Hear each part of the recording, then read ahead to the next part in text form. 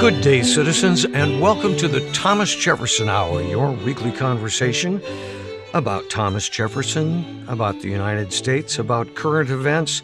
This week we are joined by one of our favorite guests, Lindsay Chervinsky, and the creator of the Thomas Jefferson Hour, Mr. Clay Jenkinson. I'm your host, David Swenson. I welcome the both of you to another Thomas Jefferson Hour. Thank you. Thanks so much for having me. This week on the Jefferson Hour, Clay, we're going to talk about some very difficult issues, and that's a risk, isn't it? It is, and I will say this, that we love having our friend Lindsay Chervinsky on. She's a spirited, refreshing young historian with a whole life of great work ahead of her. She's young, and I think when you're young, you're more likely to feel certitude about certain things. As I grow older, I feel less certain about most things. I don't know about you, David, but I'm so glad to have this opportunity to hear from Lindsay. But I want to warn our listeners, in my case, in your case, and in Lindsay's case, that when you talk about things of this complexity and things that get at the very heart of what it is to be an American, there are no final answers. Historians are people too, and we're groping in the dark much of the time, that we're all fighting, we're struggling to make sense, to be clear, to be articulate, to be historical. And I just want to warn our listeners that there may be things in this program that you find that you disagree with or even are offended by, but know that these are three people with great hearts who are honestly attempting to wrestle with intractable human problems in a free society. Well, before we begin that discussion, I have a piece of email that I really feel compelled to read. It comes from Jeff Russell, and the subject matter is Lindsay Chervinsky and a thank you. And the message reads, I would like to comment on something that I suspect you already know very well. Lindsay Chervinsky is a real gem. I have been a regular listener of your podcast for 6 or 7 years. I have not missed a single episode. And he goes on to call our shows with you, Lindsay, very special. Jeff says he recently attended the University of Virginia's Summer Jefferson Symposium, and the keynote speaker this year was you. And that, quote, as enjoyable as it is to listen to Lindsay on the Thomas Jefferson Hour, it was even better to see her in person. Facial expressions, body language, and exuberance enhance her presentation. Thank you for the educational opportunities you provide. If I had history teachers in school with even half of your ability to make history interesting, then I am certain I would not have held the topic in such disdain. I no longer hold history in disdain, but instead embrace it and approach it enthusiastically. Thank you for your efforts. And I just thought that was a good place to start the conversation this week. Are you blushing? I am. That is incredibly kind. I indeed was at the UVA Summer Jefferson Symposium, and there were a lot of Thomas Jefferson Hour listeners there, which I suppose is no surprise given the overlap in topic matter. Lots of wonderful fans. And it was a delight to meet them in person. And they raved about you both, Clay and David, and just was so encouraging because I know we've all sort of had a rough go here. And so when people, reach out to say how much they appreciate your efforts and how much they appreciate the history, that is really motivating to keep going. Well, that's great. I'm so glad that in the heart of Jefferson land at the UVA at Charlottesville that we have friends and listeners and maybe even fans. We started the program today with me doing something that I haven't done in a long time, and that is reading a letter from a listener. And Lindsay, that's something that Clay and I have done in the past, is tried to keep up with all the email we get and the questions both to Clay and to President Jefferson. There's a couple that I would like to read, if you don't mind. And this is about the 4th of July episode. And we have one sort of pro and one sort of con. The first one comes from Joseph Cobb, and he said, I have just recently finished your most recent episode on the 4th of July, and as a longtime listener to the Jefferson Hour, I've enjoyed these themed shows. While I appreciate the clear effort to keep the shows focused, I was truly disappointed by the utter inability of the three guests to put aside their dark, opinionated, and partisan worldviews in order to sing the song of America for even a brief moment. Where the guests see doom, I still hold hope and optimism for America. You know, I got a call from one of my close friends, David, Joey King, who is college president and entrepreneur, and he's a very dedicated listener to the program. And here's what he said. He said, I have felt for several years that my anxiety about the future of America was probably an overreaction. And I have fought this in myself because I don't want to be swept up in this moment of disillusionment and pessimism. But he said, when I heard Chrysler, who is not a pessimist, speak in the tones that he did on the Jefferson Hour, he said, I realized, A, that I am not alone, and B, that we really are on the precipice of the possible loss of a Republican system of government in the United States. I hear Joseph, and of course you want to sing the Song of America. Nobody ever sang the Song of America better than the third president of the United States, Thomas Jefferson. Go to his first inaugural address. It is the song of America. So we get it. But we are living through, in my opinion, the most pivotal moment in American democracy of my lifetime. You cannot succumb to pessimism, but you must face this as an existential threat to everything that we should believe in as a people, I think. So, Lindsay, I don't know if you share that, but my friend Joey King said I could hear it in Chrysler's voice, and he's been haunted by it ever since. So I appreciate the letter, but I think that there's a fundamental mistake at the base of it, which is that hope and cheer is not the opposite of moroseness. Hope and fear is the opposite of apathy. So we are concerned because we care. We are worried because we love the country. If we didn't love it, if we didn't care about it, we wouldn't care what happened to it. We wouldn't care about the future. And if we didn't have such intense belief in its promise, then we wouldn't sit here and talk about these things. That's a pretty significant time commitment to talk about something that you don't care about. So I think that that's an important note, that if we didn't believe in the promise of what the United States could be, and I want to just emphasize that there has never been a glowing moment of American history. There have been moments marked by brilliance and triumph, but they are often accompanied by pain and suffering. And so we are constantly striving for a better America. And that is truly the legacy that we should remember from Jefferson, in my opinion.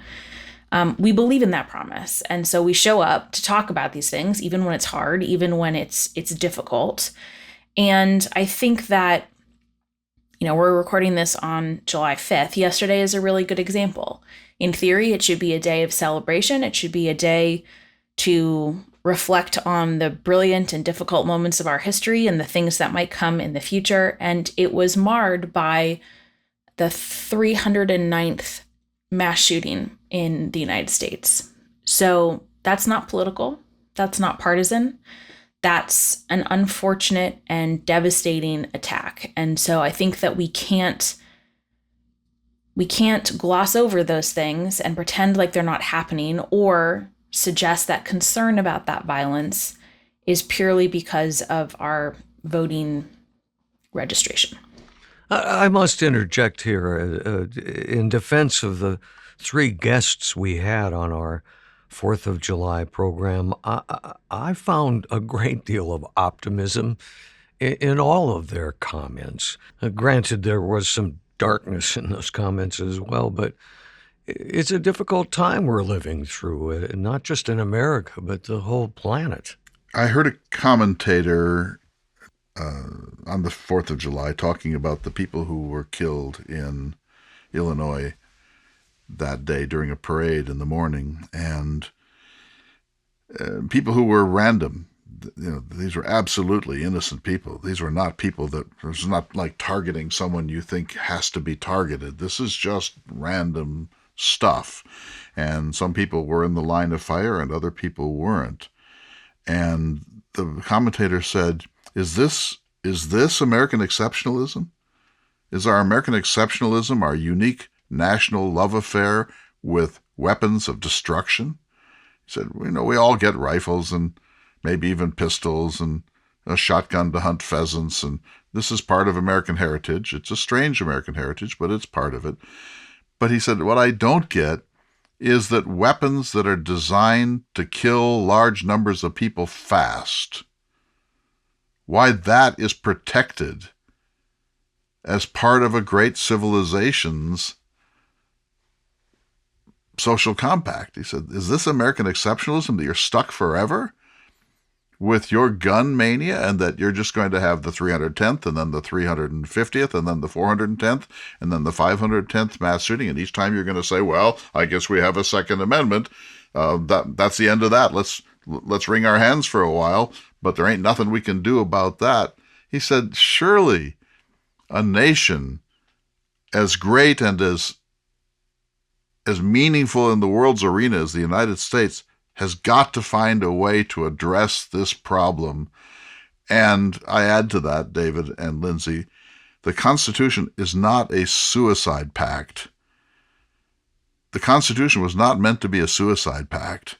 And here we are with these mass shootings that now come almost once a week, certainly once a month in America. And all we can do is wring our hands, and the bill that passed the United States Congress is useful but extremely limited and unlikely to really get at this.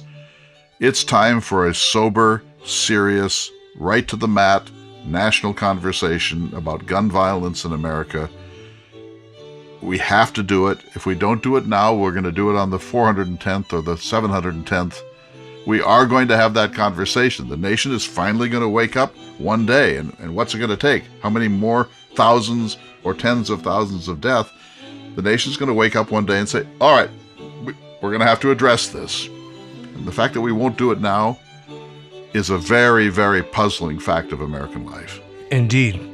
We need to take a short break, but we'll return in just a moment. You're listening to the Thomas Jefferson Hour. Welcome back to the Thomas Jefferson Hour, your weekly conversation with Clay Jenkinson and Lindsay Chervinsky. We're so pleased to have you back, Lindsay. Our happy republic, this democracy, is never going to be squeaky clean and comfortable. It's always going to be somewhat of a mess. If I've learned anything listening to the two of you, it's that. But I do want to return to that 4th of July show, because there was a second letter, and I think you should hear that. And it came from Dale Thompson, who said he just listened to that show under his 13-star American flag, sitting on his front porch, reading The Making of the President, 1964. By Theodore White, a great historian of that era. I thought you would approve of that, Clay. And he says, it seems as though those who believe that the Constitution is divinely inspired are in actuality advocating a return to the days of the old Confederation. Not everything can come from Washington, but at a minimum, human rights need to be honored everywhere. He says, as I reflect on the country on this July 4th, my concern is that we are reverting to the days of the United States and the dominance of states' rights, and moving away from the United States is, and the concept of one united country. He said that he is going to reread the Federalist Papers, and he thought that perhaps would help him. That'll certainly lull him. Some of them are tough sledding. So I want to, Lindsay sort of challenged the first letter. I want to slightly challenge this letter. It's not necessarily about the concept of federalism, that some things are national in scope and some things are state in scope. We all accept that. That's one of the unique features of our Constitution. Jefferson would make it more of a confederation of sovereign states. Hamilton would make it a centralized nation with some respect for state sovereignty and authority. And we've had that debate through the course of American history. That's not what troubles me. What troubles me is that there is the use of the 10th Amendment to try to set back the progress of humanity. That we are now seeing, and I think it's fair to say that Justice Clarence Thomas has spoken openly of this, we are seeing an attempt to pull back the last 40 years, essentially to undo the broad civil rights movement of the last 40 years. What he wrote in his opinion in the Dobbs case, inviting cases to burble up that will review same-sex marriage, possibly review contraception. This, in my opinion, is an overt attempt to use the 10th Amendment to create Ozzie and Harriet's America, to recreate it, to draw back on the progress that we've made in the last 40, 50, and 60 years. And I think it is a fundamental misuse of the dual federalism of the American Constitution. For the sake of our listeners, Clay, would you explain the 10th Amendment? 10th Amendment was part of the original Bill of Rights. You know, the first 7 are substantive, and the 9th says, don't think this is an exhaustive list of all the rights that people have in nature or in America. This is the list we made right here.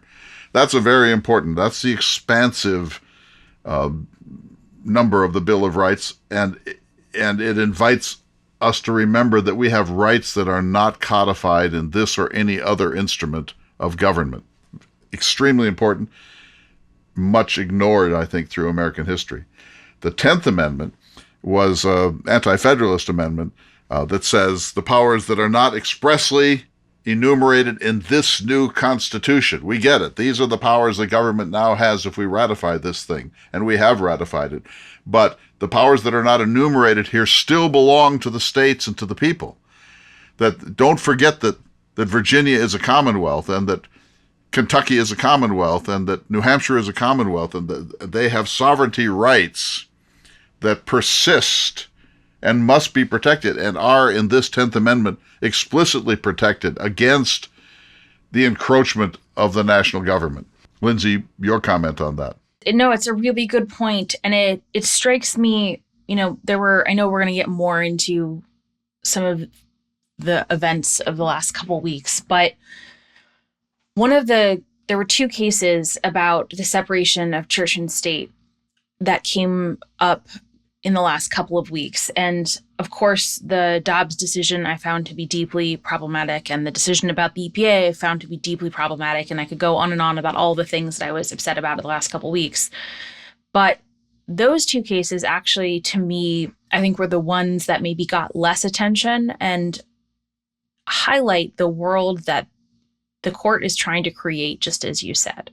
There are 2 cases. The Maine case, basically, there are parts of Maine that there are not too many schools, and students are allowed to go to a public school and basically receive funding to go to a public school. But if there is not a public school nearby, a lot of people will go to parochial schools or religious leaning schools, and some are sort of barely religious leaning, and then some actually include religious instruction. And what the case basically said was that the state has to fund those schools in the same way that it has to fund public schools. It provide the same amount of funding per student like it does the public schools.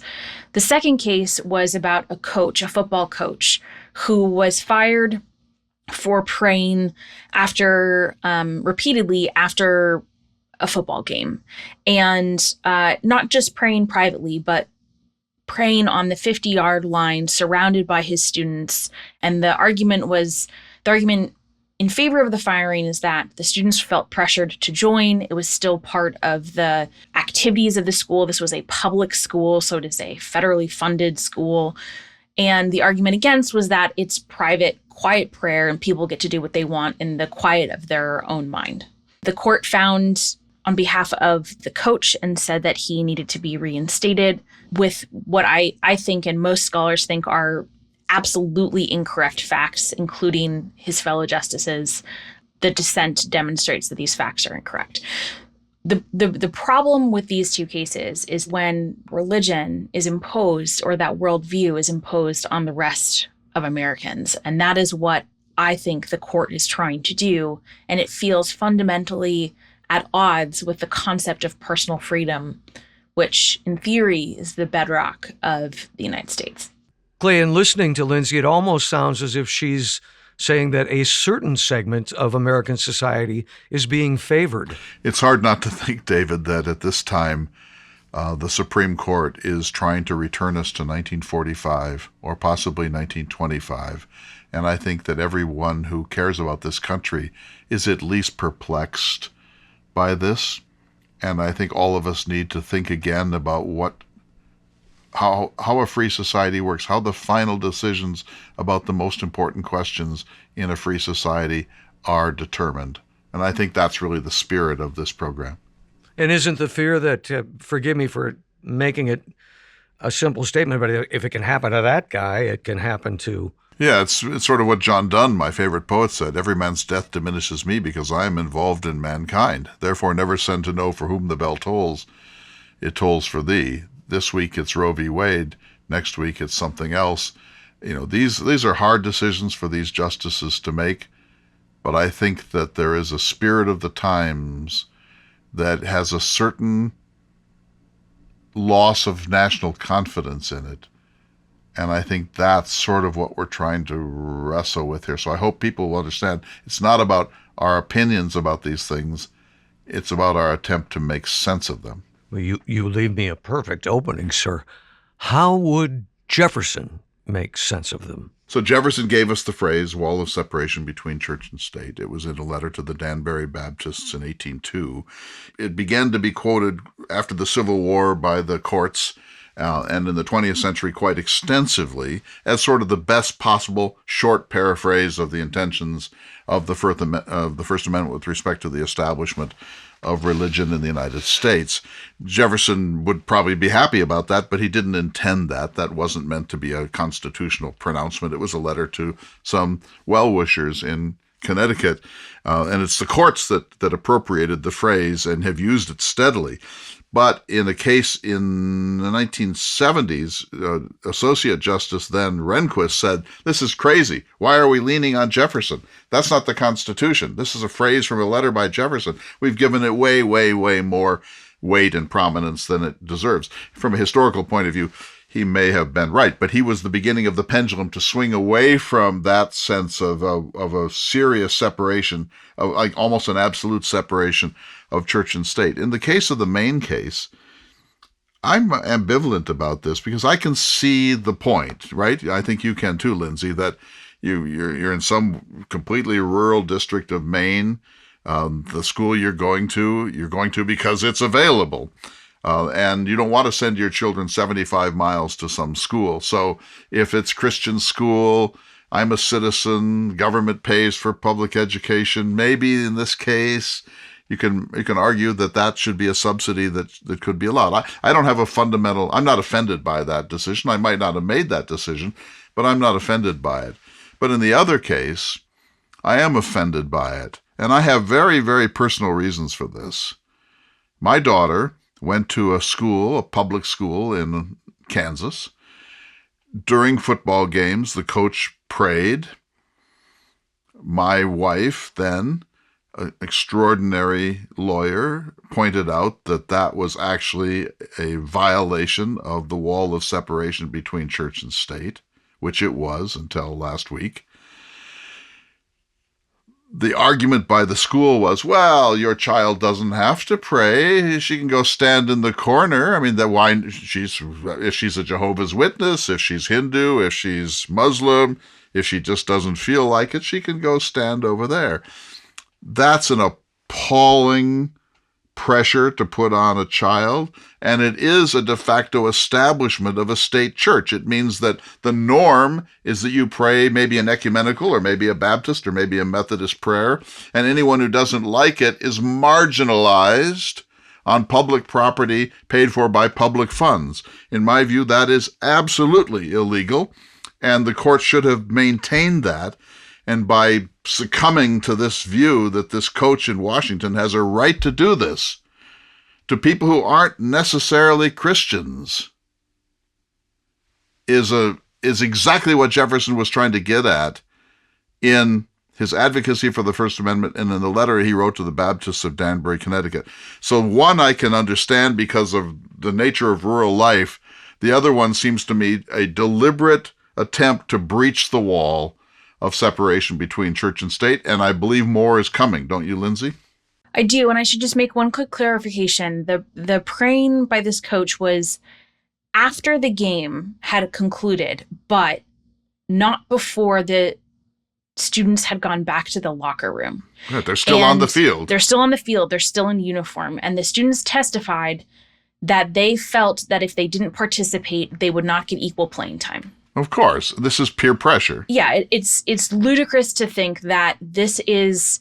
So in Justice Gorsuch's opinion, he said that this was a time when a different teacher or a professor or a coach would talk to friends, be with family, enjoy dinner, make dinner reservations, as though the coach's job was done the minute the clock hit zero. And anyone who has played a sport knows that that's not when the coach's job is actually done. And I think the problem is not even necessarily that this is there's so many problems with this ruling, and I share your incredible discomfort with this decision.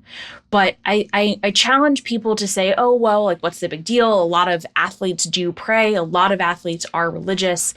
What if the coach wasn't Christian? What if the coach was Muslim and was offering up a Muslim prayer on the 50-yard line? How would you then feel about this decision? And I think that's the problem, because a lot of people feel that the same sort of protections are not going to be offered equally to other religions because of the way that a lot of the justices have phrased their decisions over the last year. And what if the coach is Jewish? What if the coach is Jewish in a decidedly Protestant school, and he says, I'm going to pray in Hebrew now. You don't have to, just stand around. You don't have to understand what I'm saying, but I'm going to do it. I mean, what Lindsay's pointing to is the gross hypocrisy of it. We would never uphold a Muslim prayer on that school in Bremerton, Washington, or a Hindu prayer, or a Jewish prayer, or a prayer by the Lakota natives. This is meant to, what this does is say that Christianity is the norm and other things are not. This may seem too simplistic, but I have to ask. The majority view in that case obviously was on the side of the coach and his being able to do that. So who wins, the majority view or the Constitution? Well, these are not easy questions. Easy questions don't get to the Supreme Court. So we all know that there are very difficult things here. For example, what about prayer at baccalaureate, which doesn't necessarily take place at the school? It's a ceremonial thing. That's one. How about if a Muslim group wants to meet in a classroom after school hours? Is that acceptable or isn't? In other words, there's the black and white area, and then there are gray areas in every direction on these things. And so the courts have to decide, and the undue burden test is one of them. Like, does this put an undue burden on a student who's not a Christian in that school? I think it does. But honest people can disagree about some of these things. But what alarms me is the complacency and the trajectory of all of this. This isn't just about separation of church and state. It's also about women's reproductive freedom. It's also about guns. It's also about environmental protection, etc. That the court is definitely moved. The Roberts Court, and I think the irony is that Roberts is not really on board with all of this, but the Roberts Court is moving in a retrograde motion that we have not seen in any significant way in the last 40 years. And it also openly advertised through Clarence Thomas, who will soon be the longest serving justice in Supreme Court history. It openly advertised that it intends to go farther. So, David, to answer your question, the Constitution doesn't say that the Supreme Court really has the final word. That was John Marshall's doing. That's Marbury v. Madison. And yet, the interesting thing about the Supreme Court is that it doesn't have any enforcement mechanism. It requires the public to be willing to accept its final decision. It does not have police. It does not have an army. It does not have any of those things. And there have been moments in the past when the Supreme Court has gotten so out of step with how the vast majority of Americans feel, or it has become so unpopular and therefore so disreputable that presidents or administrations or people have either disregarded the decision or basically said, prove it, or have forced them to back down. So FDR threatened to back the court. It was not a particularly popular threat, and yet it was enough to get the justices to back off or to retire. So he was able to appoint the justices he wanted. It didn't hurt that FDR won a huge landslide after that happened. Plessy versus Ferguson and Dred Scott are great examples. Dred Scott was so unpopular that the Northerners basically said no, and they kind of refused to go along with it. And so I think that we are heading in that moment where the Supreme Court is so unpopular. I think before this most recent round of decisions last week, maybe it was even before Dobbs, 25% of Americans approved of the Supreme Court. It has not been that low, at least in the last 100 years, I think, if I'm remembering correctly. That is not a sustainable place for the Supreme Court to be if it intends to keep issuing decisions that are so at odds with the vast majority of the American people. And so I think that we're going to get to a point where the Supreme Court makes a decision and a court or a judge or a state like California or New York basically says, no, we won't do that. That's not constitutional. You're wrong. Huh. That's very interesting. We need to take a short break. I want to come back to this. We'll be back in just a moment. You're listening to the Thomas Jefferson Hour. Welcome back to the special edition of the Thomas Jefferson Hour, reacting to events around the 4th of July 2020. Really an extraordinarily dramatic 10-day or so period in American history. And Lindsay, I was delighted at the end of the last section when you talked about states. I think you almost used the word interposition, that states are going to refuse to accept certain decrees of the Supreme Court. I thought you were about to write the Kentucky resolutions here. Normally you attack Jefferson and Madison for the Virginia and Kentucky resolutions, but now you're saying it may be that certain states are going to have to stand up to this sort of runaway national authority in the courts. I don't necessarily know that I would say that that's even a good thing, because, the last time that has really happened, we kind of had a civil war. And so that's obviously not an ideal end goal for anyone here. And I don't think that we would really necessarily have a civil war like there would be armies, facing off in the streets of San Francisco. But I do think that what history is useful for is it demonstrates to us that, yes, these things have happened before. And on one hand, that is quite comforting that we are not everything we're facing is unprecedented. And yet, on the other hand, if the parallels are the 1850s, that's not a great place to be either. And so I think that does sort of call to mind the very dramatic moment we are currently in. I agree. So let's change the subject here. The irony of ironies is that the gun decision about guns in New York City came down in the last 2 weeks, more or less where we might have expected it to come down, frankly. And then on the 4th of July, the killing of 8 people and the injuring of several dozen more and the terrifying of a whole population occurs in a suburb of Chicago. And when that happened, I was driving across Montana, listening to satellite radio, and my first thought was, here we go again. And my second thought was, doesn't this irony percolate through every member of the Supreme Court? Are they not today, as they reflect on the 4th of July, asking themselves questions like, is the Constitution a suicide pact? What is the role of these 9 individuals with that much power over 340 million Americans to interpret a document written more than 230 years ago when a musket was a high-tech weapon? I tried to have this conversation with some experts in Vail, Colorado not so long ago, and they were saying, this is a constitutional question and a legal question. And I said, yes, but it's also a social policy question. Great nations find ways to talk about the fundamental issues. So, Lindsay, I guess the question I want to ask is to take us out of our opinions if we can. How does a historian contextualize this in such a way as to bring clarity? Because you have an opinion, I have an opinion, David has an opinion, everyone listening has an opinion of all of this. But can you provide clarity? You and I are talking about guns of the type that are are usually intended to kill the maximum number of people in the most bloody way possible. I don't think you and I are saying that no one should own guns. And I don't think we are saying that we want to abolish guns. Not at all. Not at all. I understand that there is a cherished tradition, especially in certain parts of the country, where gun ownership and the family nature of passing things down and activities is very important. And I'm not trying to take that away. Hunting rifles, family of course. protection, home invasion protection.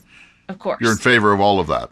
I'm fine with that. And and to take the partisan out of it, so too was George H.W. Bush. If you look at the Republican Party platform as recently as the early 90s, including Reagan, they were in favor of sensible gun reform, which doesn't mean you can't own guns. It doesn't mean anyone is coming to take your guns. It means that, do you really need an automatic rifle to go hunting? And if you truly need an automatic rifle, given the severity and the implications of that potential weapon, shouldn't it be reasonable to say that with that right comes great responsibility? And there should be a series of hoops that you have to jump through in order to prove that you are a safe person, just like you have to jump through a series of hoops to be able to get a driver's license.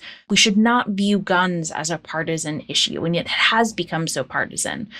As technology continues to develop and evolve, there are new dangers that come up to the American people all the time. That's the history of innovation. Things are great, but often can be dangerous and deadly. This is sort of normal human evolution. As you create something, it's great, but there are some limitations that are really important.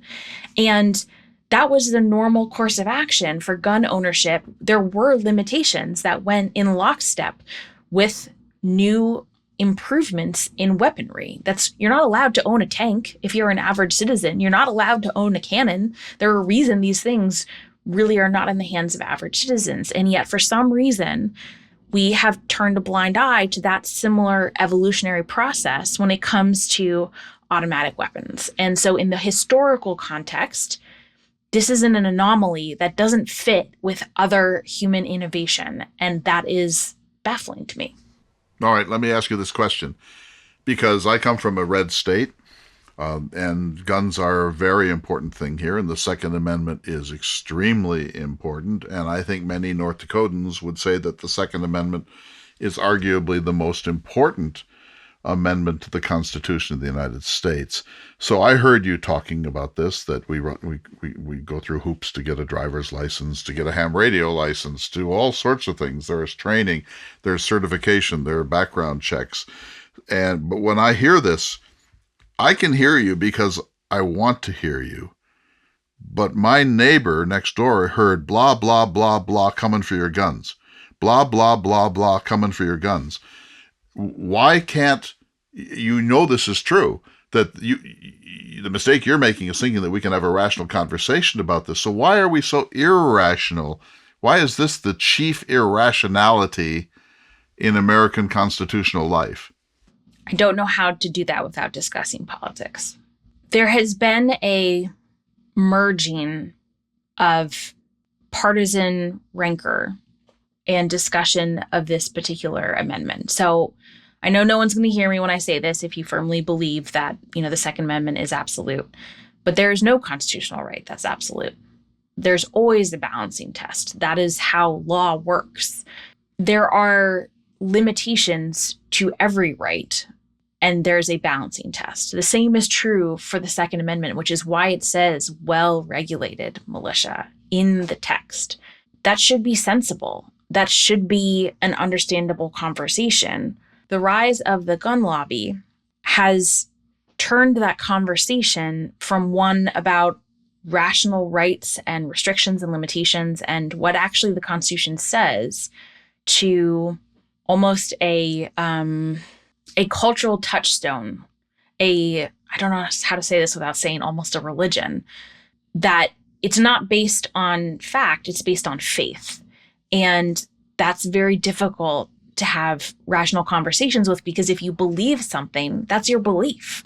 And that's okay. That's what you believe, but that doesn't necessarily mean it's written in the Constitution. And just in support of the point you make, 51% of the population of the United States has just suffered a loss of some of their rights, one could argue.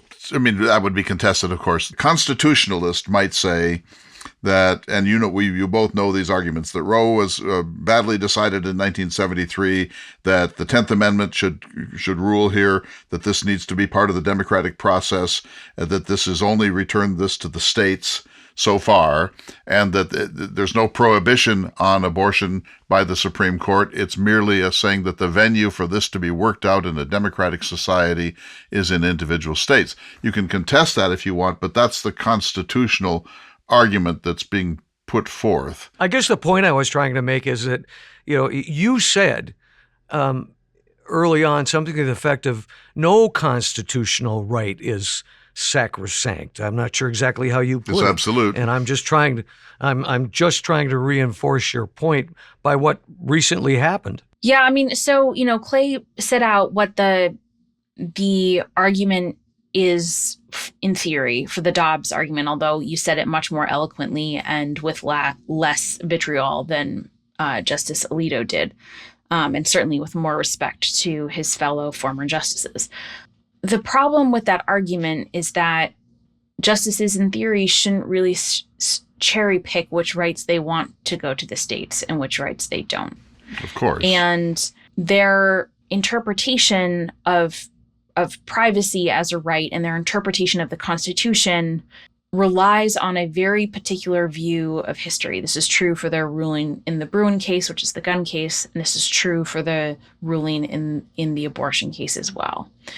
So there are a lot of things that aren't written in the Constitution, and yet we think that are cherished rights. So, for example, the right to marry isn't in the Constitution. And yet one would say that in order to have freedom over your life, in order to have freedom over your family, then you have to choose how you want to spend your time and who you want to spend your time with. And that's really the nature of the 14th Amendment. The history and the context behind the 14th Amendment is that individuals, if they do not have autonomy over their own bodies, if they can be sold, if they cannot marry the women that they love, if their enslaved wife does not have bodily autonomy and can be raped by their owner, then you don't have freedom. Without those things, freedom does not exist. Freedom to create your own family is the essential element of humanity. In theory, that should be, I think, the defining purpose of who we are as an American people. That should be the ideal that we strive for. And the problem with a lot of these rulings that we're talking about, including the Dobbs one, is that it says that that decision is not really up to you. It's up to the state legislature. And that is no less tyrannical just because it's coming from a state as opposed to coming from the federal government. And I think, one of the things that has really come out in the last couple of days, which I think is so important, is people often say, well, I live in a blue state. My rights are fine. If I needed to have an abortion, that would be fine. But what about things like pregnancies that are no longer viable, or pregnancies that are ectopic, meaning the egg is fertilized in the fallopian tube and it will rupture and it will threaten the life of the mother. And the only way to resolve that situation is to have an abortion. And by the time it ruptures, you have hours to fix it. Otherwise, your life is in danger. And I think that this question is so much more complex than really even the Supreme Court can handle, because the Supreme Court justices are not doctors. And so the point is that these questions need to be handled by experts, and they should be handled between the person whose body that it's going to affect, their doctors, and, as I think people have said, of course, they're religious advisors too. If that is important to you, you should absolutely seek out that knowledge. But that knowledge, that belief should not be forced on you if that's not something you aspire to. I just want to say a couple things about this. Number one, this is the most complex, morally upsetting, discombobulating problem that we can possibly face, because it involves the sovereignty of a woman and her reproductive system. It involves a fetus. And the more we have learned, the more viability we have come to. There are people that feel that it's murder, no matter how you crack it up. we know that this is complex, that this is not something like tax policies for Montana or how we do change the way we think about oil depletion allowances. So the complexity of this is so great that most people are morally ambiguous, ambivalent, and confused about this, and people's minds changed in the course of their life. And I just feel that it's important for us to rest on the complexity, which is why I agree with Lindsay. These 9 justices are not doctors. I don't think they know the range of things that lead to an abortion. Their idea of abortion is somebody who's too lazy to have birth control, which they may go after next. These are not theologians.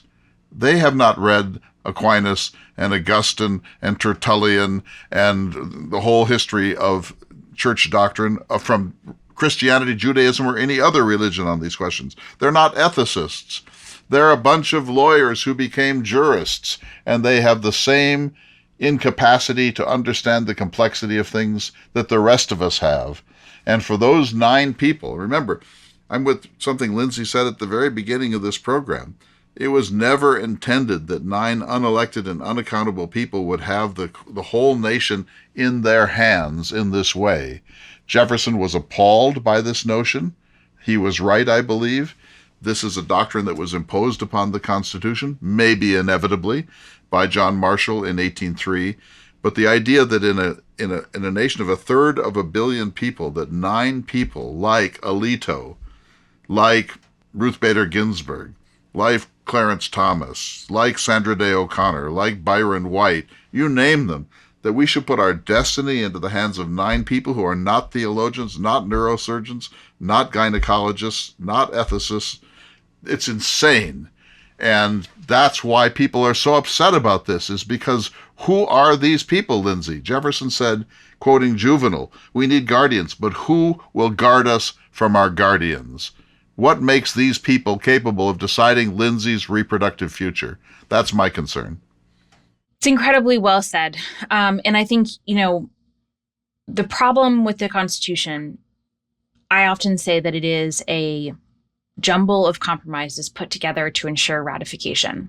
Democracies are really hard. It's the hardest form of government. There's a reason so many of them fail. There's a reason so many of them crumble to violence or turn into authoritarianism in some way. It's a lot easier when you have a top-down system that is dictated by an all-powerful person.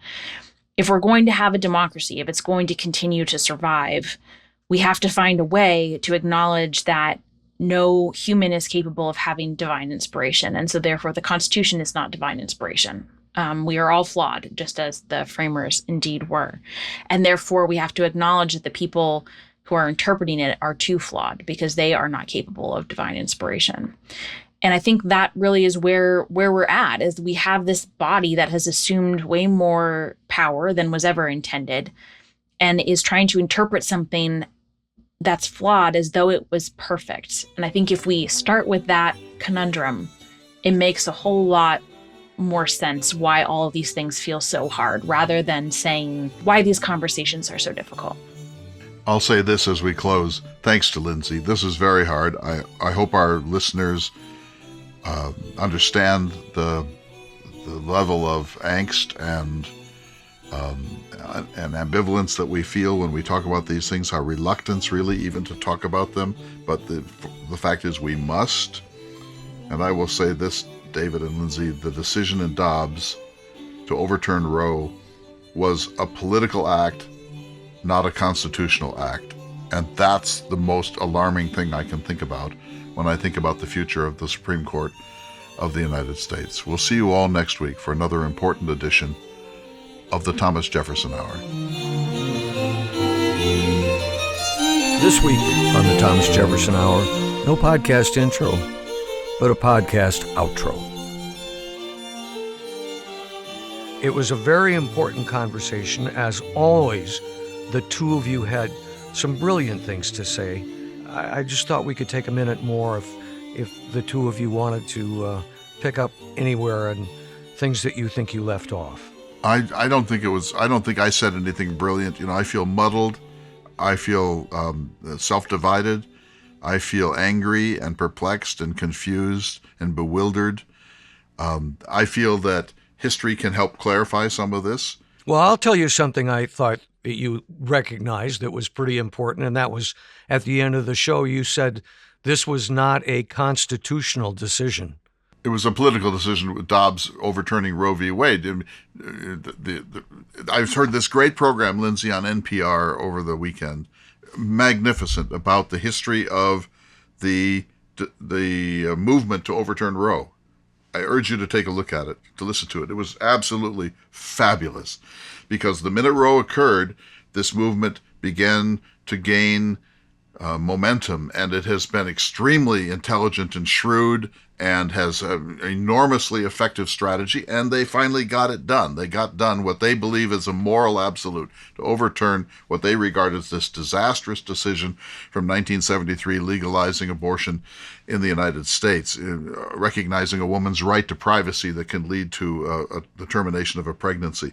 And what you learn by listening to this is how earnest some people are, how deeply they feel this, how seriously they believe that this is one of the things that has gone wrong with America. And so I get that. But here's what happened. One of the strategies, and Mitch McConnell and Donald Trump made this happen together, one of the strategies was, we're going to find the way when the moment comes to put the right people on the court, and maybe we'll ask them for a litmus test, but we'll certainly get one. And when they get on the court and Roe comes up, they're going to overturn it. Because remember, in Dobbs, all the court really needed to do was to say that the Texas and Mississippi laws were constitutional to limit abortion to the first 15 weeks. They decided to go way beyond that and overturn Roe. So they had been waiting for this opportunity. And why did it happen now? Because 3 new members of the Supreme Court were added by the Trump administration. They came in pledged to overturn Roe. They found a reason to overturn Roe in a case that burbled up to them, and they did it. You can't call that a constitutional decision. In a constitutional decision, the majority opinion would have been agonized. It would have said, we're so reluctant. We understand stare decisis. We understand the social politics of this. We understand that there will be abortions, whether this goes back to the states or not. We're very reluctant to enter this area, but we feel that we must do it because we feel that Roe was badly decided or whatever. That's not what they did. There is righteousness and anger and, I think, misogyny in Alito's decision, which means for me that it wasn't a jurist from Plato's Republic. It was a bunch of jurists who pledged to overturn Roe. Yeah, well, first of all, thank you guys for having me on this conversation today. And as David said, you can hear as we have this chat how we are struggling with our words and we are struggling with our emotions, and we are doing the best we can to articulate ideas and don't always get it right, and maybe don't even always articulate it as clearly as we would like to, because we are human and flawed and working through this and trying to grapple with the balance of emotion and history and knowledge and fact and all these things at once. The reason I think the Dobbs opinion is, in addition to everything you said, Clay, the reason it struck me as so political is that the draft was leaked.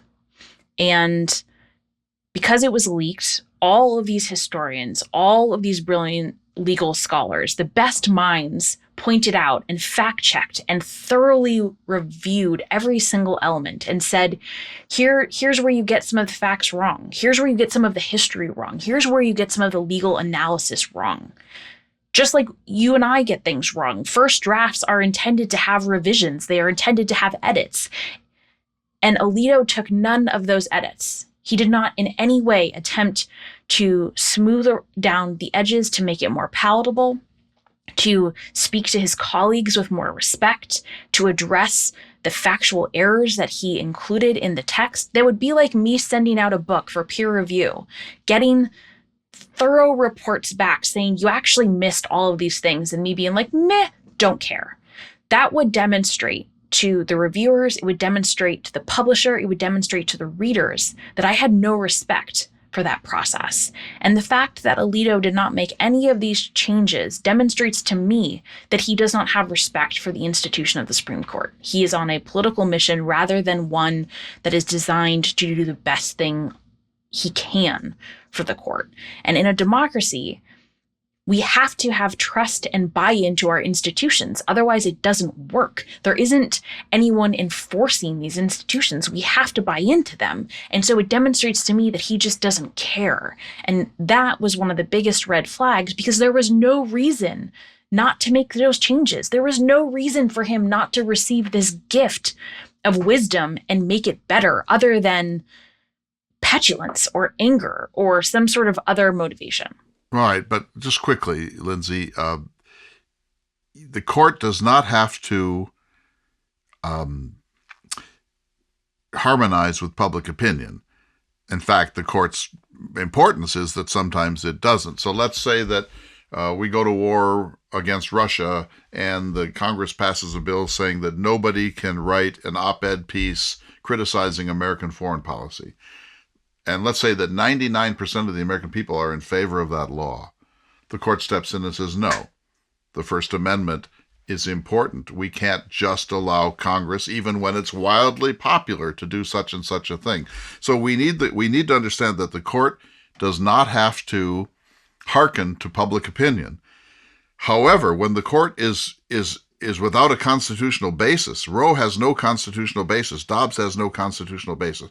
There's no sentence, there's no word. Women aren't even mentioned in the Constitution of the United States.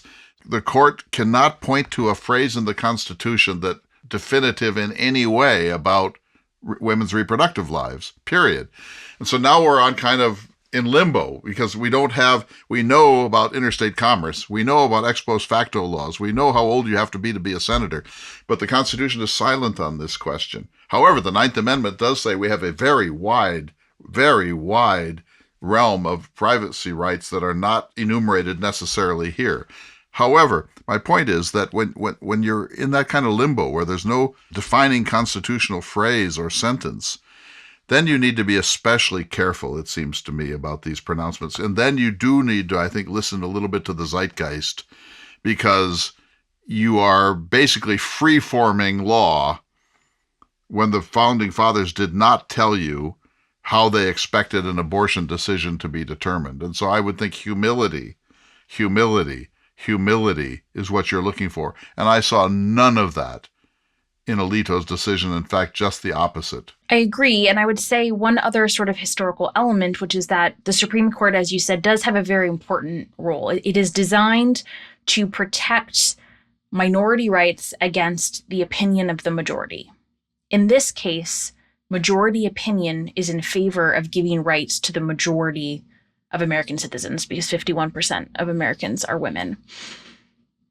So the Supreme Court is stepping in against majority opinion to take away rights from the majority of citizens, which is at its core an anathema to what the purpose of the institution was supposed to be.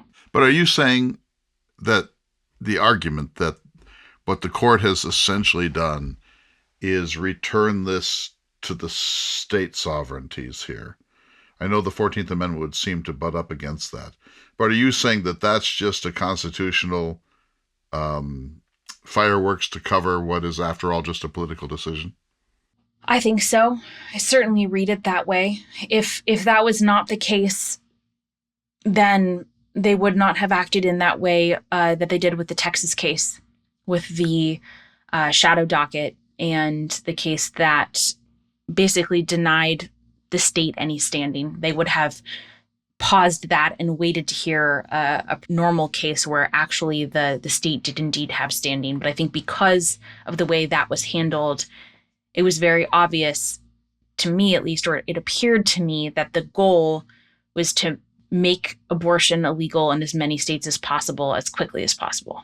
Let's just say that things changed a decade from now, and we had an extremely liberal, progressive president who nominated and got 4 justices and said, you know what? Enough with these guns. We're taking them away from everybody.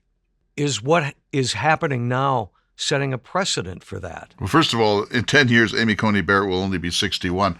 In other words, no president in 10 years is going to be able to name a bunch of people to the court because they're living longer and longer and longer and longer, and they're being appointed at younger ages. So that's why there's talk about packing the court, just to cut against that supermajority. But let's say that what you're suggesting is true, David, and that there was a 6-3 Democratic or liberal majority on the court, and the court decided that we would confiscate the guns of America.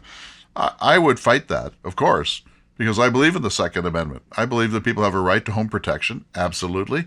I believe that people have a right to hunt a pheasant or a deer if they have hunting laws in their state that allow that. I believe that the Second Amendment is primarily about a militia. In other words, it's not really about gun ownership per se, but it has been construed to be a near absolute for gun ownership. I'm okay with that as long as we can restrain and regulate gun ownership the way we regulate every other thing in a dangerous industrial world. If we can do that, sure. I think universal background checks, rigorous universal background checks, closing the loophole for gun shows, making our mental health red flags. The kid who, the young man who did the thing in Illinois was sending up red flags to the world that he was a dangerous, out-of-control, alienated young man with way too much firepower in his hands. We can do this without taking anyone's rifle away, without taking anyone's handgun away. And even if we wanted to take those guns away, there are 400 million of them. That ain't going to happen. So what is a rational approach to guns? And I think universal, rigorous background checks, mandatory training and retraining would not solve the problem. It's too late for that, but would help very much. And I think that an AR-15, frankly, is a gun that no American should own who's not in a foreign war, period. What I'm asking is are these recent rulings by the Supreme Court going to set a precedent for the removal of other rights? Well, I certainly think this court is itching to remove other rights. This particular court is not interested in removing that right. I don't think that it will. And I think if we buy your hypothetical that all of a sudden the court were to have an enormous swing in partisan identification, I just don't think it would happen because no liberal jurists that I know of are really even arguing for that. No liberal jurists are arguing for that interpretation of the Constitution. And at least in the dissents in these cases, the liberal justices demonstrate a remarkable respect for the existing precedent, even though many of them, so for example, the Heller case was the case that was decided that suggests that articulated that you have a right to have a handgun in your home. Until the Heller decision had been decided, that right was not clear. The Heller decision was decided in 2000 Washington, D.C. case around 2010 or 5, somewhere in there. And that decision, it crafted this right. And at the time, many of the liberal justices on the court said that right is not articulated in the Second Amendment. The Second Amendment is about a militia. But once it was decided, they supported the concept of stare decisis, which we've talked about. They supported the concept of precedent. And so they based their dissent in this case on Heller. They based their dissent on, okay, this is a right that has been articulated. Let's move forward, and on how to make sure that it is a right that is preserved while also the safety of the American people are preserved. And so while I'm not trying to be partisan in this element of the conversation, the liberal justices have demonstrated a respect for precedent and the conservative justices have not. Well, I guess, maybe I'm being too cagey about asking this, but it's just like, if one party can stack the court and selectively take away rights that we all take for granted, there is no reason that the other side couldn't do the same thing. And I think people need to realize that. I'm keeping both of you here longer, and I know you both have places to go and things to do.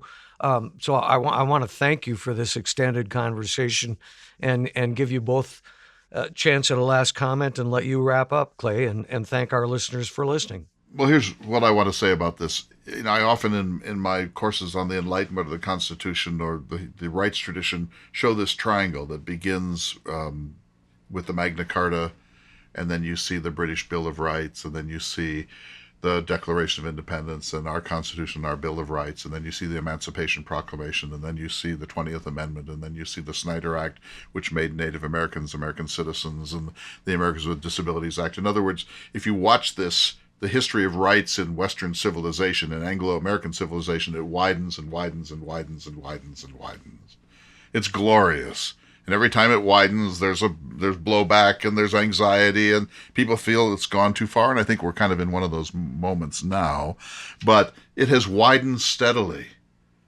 And now we see the Supreme Court stepping in and 50 years after Roe, trying to narrow the rights tradition. And I don't think that liberal justices would ever do that, because I think the idea is that there are more rights out there than we can possibly imagine. That trees probably have rights, and toads probably have rights, and grizzly bears and condors have rights, and that things that the Founding Fathers could never have contemplated turn out to have rights. And that this is the glory of America, and why for all of our problems, we're still the exemplar of the world in this tradition. And we had an enormous, ugly setback in the last 2 weeks that mars this fabulous heritage, and I believe we will overcome it, that this is a blip, but it's a blip that's causing extraordinary national anxiety and rage. Lindsay. Last week, an international organization about human rights dedicated to the preservation of democratic principles, issued a statement saying that they were deeply concerned by the backsliding in democracy in the United States. And they were very troubled by the reduction of rights for a great number of American people. That is sad and embarrassing that an international organization is viewing the United States as backsliding. And it's embarrassing because the United States has the potential to be a beacon to the world, to be a shining city on a hill of what we can do when we put our mind to it. And it is my hope that we can put our mind to it. And once again, while always being an imperfect beacon, can nonetheless inspire others, because other democracies around the world depend on us to exist. They say as much very openly. So our cause is truly an international one. You're talking like Thomas Paine. Ours is the cause of mankind. Jefferson in his last letter said, all eyes are open or opening to the rights of man. The gradual spread of the light of science has already laid open to every view the palpable truth that the mass of men were not born with saddles on their backs, nor a favored few booted and spurred, ready to ride them legitimately by the grace of God. Jefferson is going to prevail. We are going to return to be a shining city on the hill. We're going to have to get way more serious about public discourse and public education. We'll see you all next week again for another important edition of the Thomas Jefferson Hour.